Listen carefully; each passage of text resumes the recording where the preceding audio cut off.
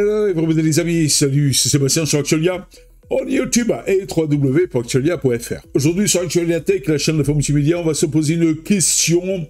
Quelle carte graphique est idéale avec Linux? Alors vous savez que j'ai eu quelques petites déboires avec ma carte graphique NVIDIA RTX 3060 Ti sur mon PC Asus Millennium, et donc en fait, eh bien, j'ai réussi à faire fonctionner ma carte comme il faut, dans de bonnes conditions, et je me suis dit, eh bien tiens, on va parler de carte graphique, eh bien, sur Linux. Avec l'essor des systèmes d'exploitation Linux dans les domaines professionnels, académiques et grand public, la compatibilité des composants matériels, notamment les cartes graphiques, est devenue une question cruciale.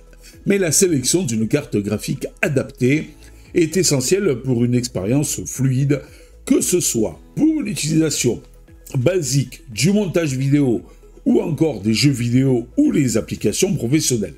Cette vidéo va un petit peu explorer les options disponibles pour choisir la carte graphique idéale pour votre système d'exploitation préféré Linux. Les facteurs clés pour choisir une carte graphique sous Linux. Avant de plonger dans les modèles spécifiques, voici quelques critères à prendre en compte lors de votre choix. La compatibilité des pilotes.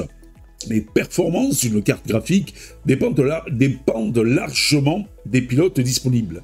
Les pilotes libres et propriétaires offrent des niveaux de support variables. Pilotes libres maintenus par la communauté Linux, ils garantissent une compatibilité native avec le noyau Linux, mais offrent parfois des performances moindres. Oui, ça, faut faire attention avec les pilotes libres, c'est pas tout le temps le summum. Les pilotes propriétaires, fournis parmi les fabricants, ils offrent des performances optimales, excusez-moi, mais peuvent poser des problèmes de compatibilité avec certaines distributions. Donc, il faut prendre en compte tout ça. Et aussi, ça dépend de votre utilisation. Comme dirait l'autre, pour aller faire les courses, pas besoin d'acheter une Ferrari. Pour une utilisation basique, donc vous voyez par là, bureautique, navigation web, les solutions graphiques intégrées suffisent souvent. Pour le montage vidéo, les jeux ou l'apprentissage automatique, donc des cartes graphiques plus puissantes sont nécessaires, comme par exemple aussi tout ce qui est conception 3D et autres. Le support à long terme. Privilégier des fabricants reconnus pour leur engagement à fournir des mises à jour régulières et à long terme. Nvidia, AMD ou Intel, mais que choisir parmi tout ça? Que choisir parmi ces, faut dire ce qui est, 3 principaux fabricants de cartes graphiques. On va commencer par Nvidia, Nvidia étant le plus connu et l'un des principaux acteurs du marché des cartes graphiques, offrant une gamme complète pour tous les budgets et les besoins. Alors, sachant que, en avantage, les pilotes propriétaires Nvidia, ce qu'on appelle les Nvidia Drivers, sont connus pour leur performance élevée dans les applications gourmandes, telles que les jeux, rendu 3D, montage vidéo, avec entre autres, donc en fait, eh bien, NVENC, qui vous permet donc en fait d'utiliser la carte graphique pour finaliser le montage de vos vidéos et utiliser la puissance de la carte graphique, ce qui vous permet d'avoir des rendus plus rapides et de bonne qualité.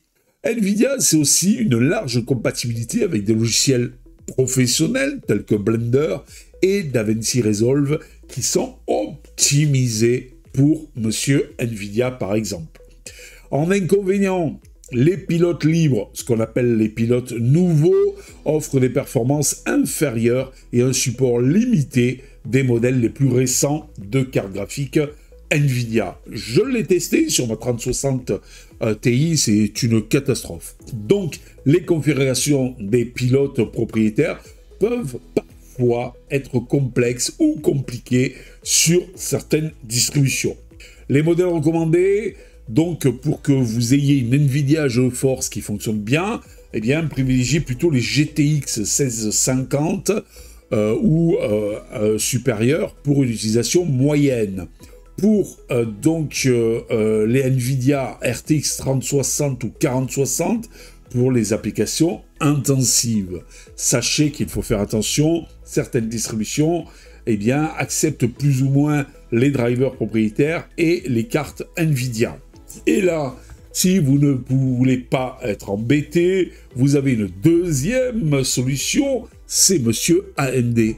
Monsieur AMD a gagné en popularité grâce à son engagement envers les pilotes open source et sa compatibilité native avec Linux, contrairement à Monsieur Nvidia.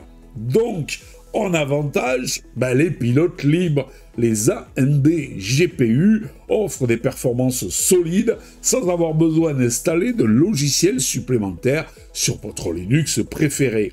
Une bonne compatibilité avec les applications open source et les jeux sous Proton Steam. Voilà.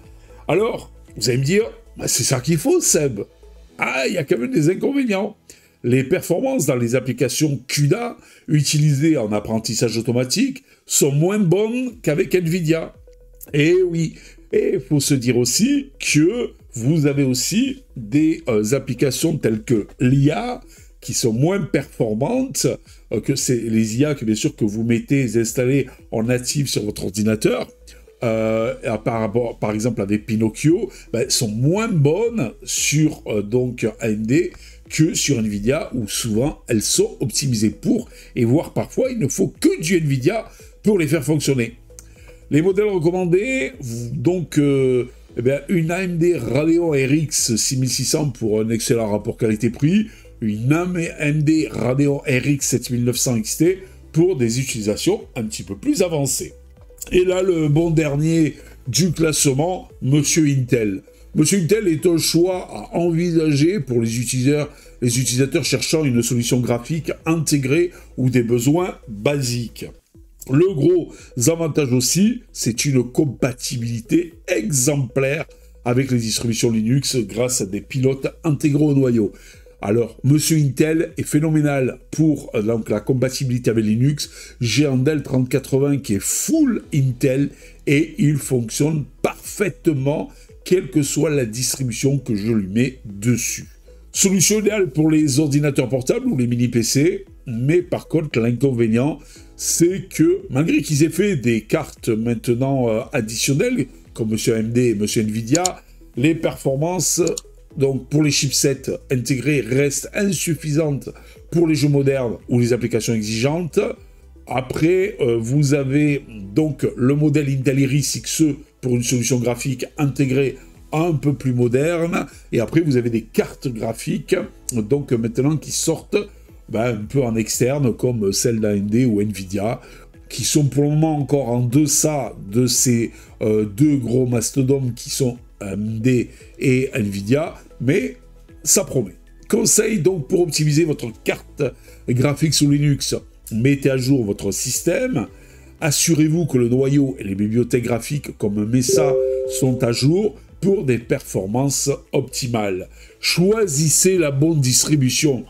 Certaines distributions comme Ubuntu, Linux Mint, voire Fedora, sont mieux adaptées aux pilotes graphiques modernes. Utilisez les outils de configuration. Les fabricants comme Nvidia et AMD proposent des outils pour ajuster des paramètres et surveiller les performances. Consultez la communauté. Les forums, wiki comme ArchWiki sont des ressources précieuses pour résoudre vos problèmes spécifiques que vous aurez éventuellement avec votre carte graphique. Et en plus, ça rime. Conclusion, il n'existe pas de réponse unique à la question de la carte graphique idéale pour Linux, car tout dépend de vos besoins et de votre budget. Nvidia reste un choix populaire pour ses performances élevées, ses logiciels optimisés pour, tandis qu'AMD se distingue par son support open source et son excellent rapport qualité-prix.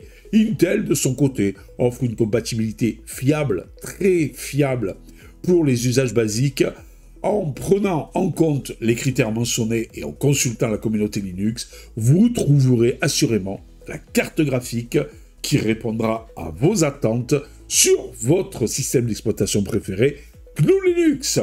Je vous dis à bientôt pour une prochaine vidéo. N'oubliez pas le pouce en l'air, n'oubliez pas de vous abonner, comme d'habitude, pour nous encourager dans quoi? Dans cette belle aventure multimédia. C'est totalement gratuit, les amis. On compte sur vous. Allez, ciao. Si vous avez aimé cette vidéo, abonnez-vous, mettez un pouce en l'air, et partagez cette vidéo. Merci, cela fait toujours plaisir.